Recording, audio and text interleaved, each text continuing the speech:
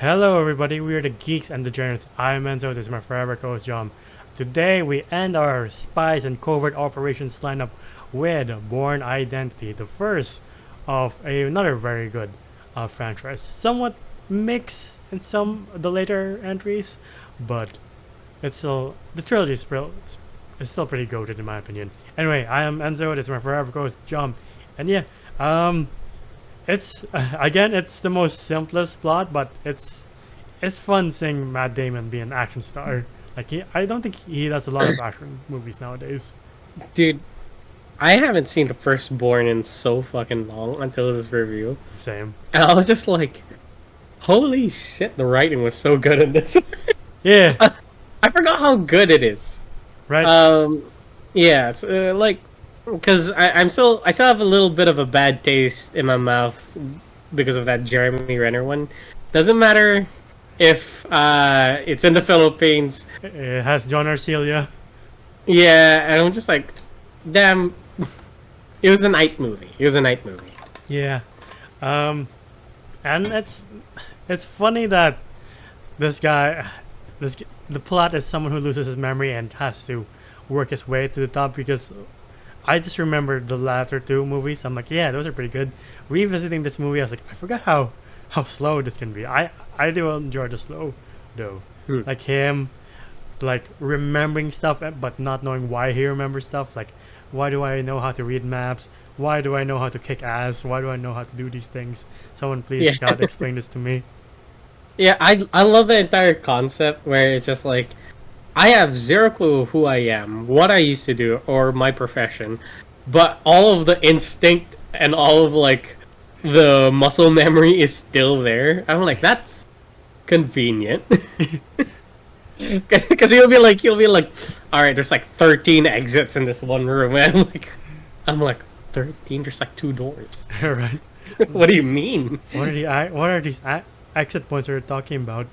Um, it's also cool seeing like Clive Owen be essentially the end from MGS3, like a shorter battle than the end, of course, but like Yeah. Yeah, he was alright. yeah, He wasn't there much, which is such a shame because I like Clive Owen. I same don't here. see him in a lot of things anymore, Yeah, but like, uh, yeah, he had such an like intriguing character, yeah. and I'm just like, I kind of I would want to want see, more. yeah, you want to see him throw down, like, Yeah, but they did have a really good fight scene in my opinion. This yeah, was a really good shootout. But anyway, let's get through it. yeah, But yeah, so we start off with like Jason Bourne being picked up by fishermen. yeah. And like once he gets to Europe, it's essentially a more action-packed style of Before Sunset, where you're like, oh wow, I didn't know Before Sunset had this much action. But yeah, it's him and Marie trying to go from one European country to the next, but Bourne being having to be undercover. He's like, please, we have to lie low. Like everything is coming back to him, but he just doesn't know why. You mentioned the writing was good. It's because it's by Tony Gilroy, who ultimately does all of the Bournes except for the Jeremy Renner one, and he also does Mm. Rogue One and Andor. So that's why all the government stuff in those shows and that movie is quite excellent. Um, Yeah. we also get really big name unnamed characters. Like we get Brian Cox and Chris Cooper, but we never learn their names. I'm like, who the fuck are you? Who the fuck is he? They like are Who? you, big government dude number one and number two. Striker from Right. X-Men and Green Right. Goblin from Amazing Spider-Man 2. Right. Yeah, I forgot about that. Yeah, they never say their names. I think they mentioned they have names in the book it's based on, but for some reason the movie never mentions it. Yeah. And your guy Walton Goggins is here for a tiny. Yeah, for just a tiny bit. He's like an analyst Yeah. on the side. I was like, ah, you started out small, but you're gonna make it big, kid. Yeah, exactly. It's funny how you see actors like in the early 2000s, you're like, you're gonna blow up in like the 2010s and 2020s, dude. Just you wait. Yeah, I do like the action scene here. Where, like when they go to, I think it was Germany where he fights that first assassin that goes through the window and it's all chaotic. Like Normally, I don't appreciate shaky cam, but like here, it's a bit more coherent than usual shaky cam. I'm like, I can still tell what's going on. In Bourne, I think it was either the second one or the third one. That's where they introduced the like. It's not shaky cam, but it would cut. Yeah, Or, yeah, no, it's shaky cam. It was shaky cam. Sorry, I'm thinking of Taken. Uh, but yeah, here they were kind of like okay. yeah, I wasn't a fan of like the sound effects of when they started beating each other up, yeah. but nonetheless, the choreography was great. It felt realistic. You see, I don't know. I just like seeing Bourne being just like, oh, I got no weapons, or I dropped the knife because I didn't want to act all freaky around this girl. Yeah. And he had to resort to using a pen to take care of this dude, and it was working. I was like, fuck. And the guy like pulled it out of his knuckle too. And I was like, that was cool. Yeah, I love that. That's what I love about the Bourne fighting is that he resorts to like everyday items, like not just knives, but like rolling pins and like whatever isn't nailed down. Like that just shows how much of a lethal assassin Bourne is. Like he was programmed to be this killing machine, and they talk about it at the end. But like throughout this movie, you're like, yeah, I buy that you're not the usual human. Like you're literally built different for some reason, and we don't have an explanation why. Yeah, and I love that too. Is that like he's at the diner with Murray, and he was like I've counted all the exits. I've memorized all the license plates that are like with all the cars outside. Yeah, And I know that I could run within this altitude. I could run a mile for 6 minutes straight. yeah, I was like, okay, not 6 minutes. That's a little too fast.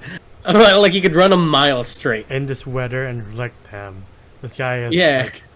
like it's scary to think that like once upon a time this might have been a possibility. These sleeper agents, like, it's a fun fact is that a movie about sleeper agents or terrorists throwing nations into disarray. This movie, the release date was supposed to be September 2001, and it was pushed back a year because they were like, let's not do that, that's too close. Well, let's not add to the fear mongering. Yeah, exactly.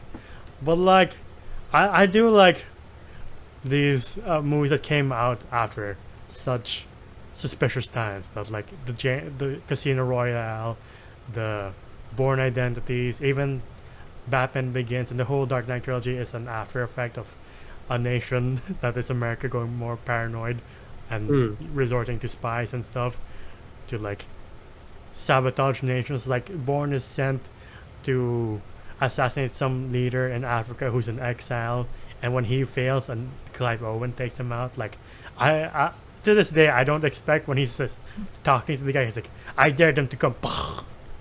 I'm like, oh fire, I forgot about It's this like, oh shit. Yeah, Yeah, you find out the reason why Bourne is like lost his memory, is that he was about to kill a father yeah, with his kids around, yeah, and he's just like, I can't do this, or he hesitates. Yeah. He might be able to do it, but he hesitates, and he gets shot in the back. yeah, And that's where we find Jason Bourne now, like who has no clue of what his past was yeah, for like 2 weeks. yeah.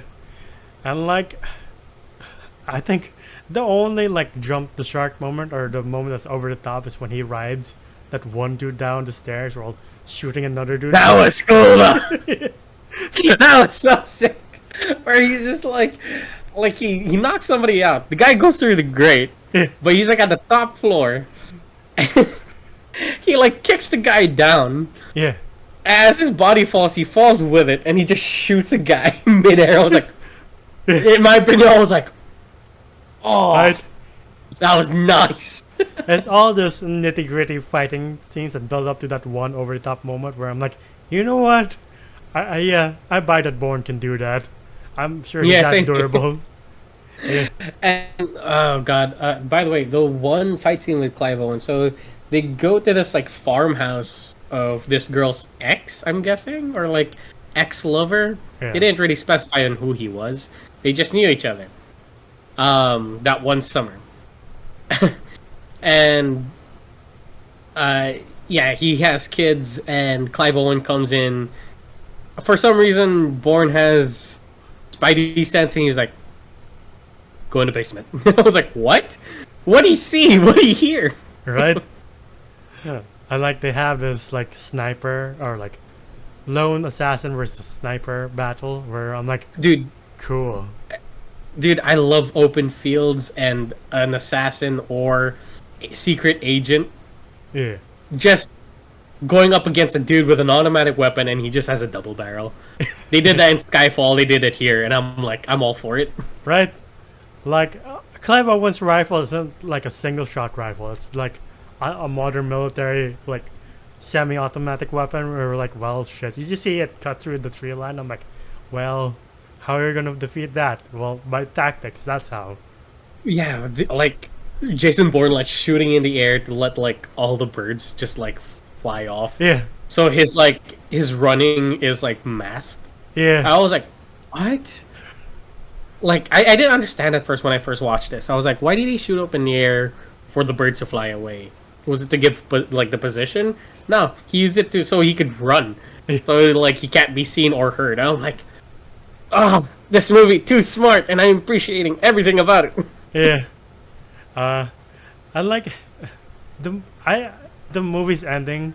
You can tell that they didn't know if it was going to be successful or not because they're like, he finds Murray again. Bye bye. And you're like, oh, okay. Yeah. She's like with the money that he gave her, she was able to like open up like a surfing cafe. Yeah. And I was like, oh, that's nice. Unfortunately, if you remember the second one, she doesn't last long. You're like, oh, damn it. I don't remember the second one, so I can't wait. Yeah. Like, I also Mandela effect myself. I thought they did the thing where it's like, someone's talking to Bourne, and then Bourne's like, oh, by the way, nice suit and tie. And the guy's like, what the fuck? How do you know? I love that. I really thought it was this one too. Yeah. I was like, yeah. I think it might be the second one. Yeah. I love that. I love that. He does that all the fucking time. Though. Yeah. Right? Like in this first one, he told the guy like, oh, okay, face east and take off your jacket. Yeah. when you meet up at Come this alone bridge. too. Yeah, come alone. And the guy calls up. He's like, it was like, you didn't come alone. I told you to come alone. I guess that's hard for you. And he puts down the phone. I was like, that's so cool. Right. Like this franchise gets better and better, and unfortunately, it just kind of drops with like a Jeremy Renner, and like I think they had another Bourne movie with Matt Damon returning, but that didn't do so well. I never seen that one, but I Let heard. me see how many movies Yeah. there are. Yeah, there's one. The last one he did was with Tommy Lee Jones. It's literally called Jason Bourne. They also didn't do the cliche when the government people are like surveilling, like wherever they are, and there's this one guy with shades on, and every time they see Bourne, he's like, "My God, it's Jason Bourne." Boring. Again, we keep forgetting that's in like the later films. Yeah. Apparently, Matt Damon Yeah. might be coming back for a very last Jason Bourne movie with the director of All Quiet on the Western Front as the main guy directing it. I'm like, that's interesting. Shit. Will we cry at the end? I fear. I did see the guy's latest movie, Conclave, with like Ralph Fiennes, where all the priests are spilling the tea. It's pretty good. Maybe we can do that for Alright. like our Easter lineup. But yeah, I'm excited if they. Are you sure about it? Okay, you know what? Fuck it. Let's just do it. Yeah. But anyway, going back to Bourne Identity, I think it's a pretty great start to a pretty solid trilogy, in my opinion. I agree. It is a very, very strong start Yeah. to a really good trilogy. I don't think there was I think this was the slowest one from all of them. Yeah. I think it gets faster like as we go through this entire trilogy. But yeah, what would you rate Bourne Identity? I'd rate Bourne 9 out of 10. I want to give it a 10 because I did fall in love. I didn't fall in love with it at the start because I was too young to understand. Yeah. But watching this film, I was like, oh, I loved it. Like every action that Bourne takes has a purpose. Yeah. And I love that. And yeah, I forgot how smart this movie was in especially when it comes to like their fight scenes. Yeah. Again, the one with like he had a shotgun and the guy had a sniper. That scene was again probably a pretty cool gunfight. Like one of my top favorite gunfights now. Yeah. even though it's very short. Yeah, I just loved how it was filmed. Characters, I would say yes. Jason Bourne is Matt Damon as Jason Bourne is a very big standout. Yeah. The love interest, she did a really good job, but uh, she does disappear like maybe a quarter of the movie. Yeah. Yeah. Other than that, like if ever we're gonna do like more Jason Bourne movies, I can't fucking wait. Yeah. I might even just like start watching now for the second. Yeah, actually, me too. I also forgot to mention, like, Matt Damon is so iconic as Jason Bourne. It's impossible to think that other people were considered, like Dude, Brad Pitt. it was what? Yeah, Brad Pitt, Tom Cruise, Arnold Schwarzenegger were all considered for the role. No, Arnold Schwarzenegger as Jason Bourne. He could never. Like, I'm sorry, like that is not the role, Brad. yeah, he doesn't really fit the subtle assassin type. He's more of a brute, you know? Yeah, like the commando Yeah, guy who guns ablaze into like a Amazon forest. right. Yeah.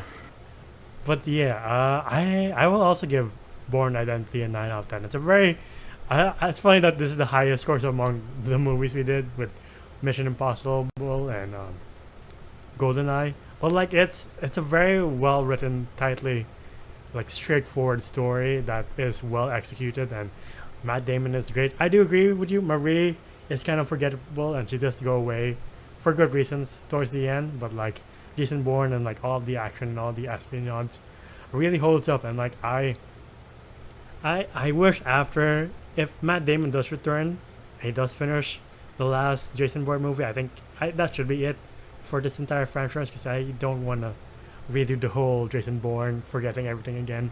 Just like I'm like, I already seen the story. It's like the live action Disney movies where I'm like, I've seen this before. Why are you doing this again? What was the plot of Jeremy Renner's?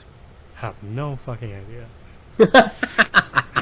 I think they're gonna answer where all these assassins really come from, or like how they start. And then he ends up in Manila for some reason. It's not even like the nice parts of Manila too. And you're like, oh, okay, thanks. It's fine. We see Edsa a bit, but like yeah. Yeah, for a tiny bit. But yeah, to the audience watching, what's your favorite of the trilogy? Whether it be Identity, Ultimatum, or Supreme. Or sorry, Supreme. Supremacy? Yeah. Yeah. Whatever it is, comment down below. If you like what you see here, please leave a like, subscribe, and ding the bell icon to get notified of when we upload. Thanks for all on Spotify and TikTok. TikTok to see your best and funniest moments, Spotify to yours on the go. And the Viriam Zodas voices on TikTok and Angelo from Letterboxd. Where can they find you? Oh, you can find me at JohnJoM_ on Instagram, and is my account. And until the next one, we'll see you then. Bye, everybody. Ciao.